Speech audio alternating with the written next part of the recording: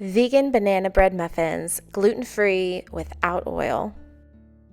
Peel and press 5 ripe bananas in a large bowl. Add 1/3 cup maple syrup, 2 teaspoons apple cider vinegar, 2 teaspoons vanilla extract,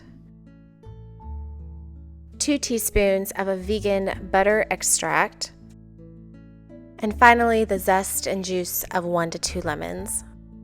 Stir until all liquid ingredients are incorporated. In another bowl, add 2 cups of ground oats, 1 teaspoon each baking soda, baking powder, 1 tablespoon pumpkin pie spice, 1 tablespoon ground flaxseed, and 1 teaspoon salt.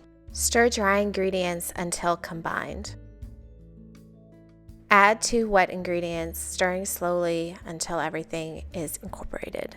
Scoop batter into silicone holders or cupcake liners. I'm using the air fryer. For an optional topping, slice 2 ripe bananas. Place in a non-stick skillet with 1 teaspoon of cinnamon and a dash of salt. Caramelize until golden. When these come out of the air fryer, set on a cooling rack and enjoy.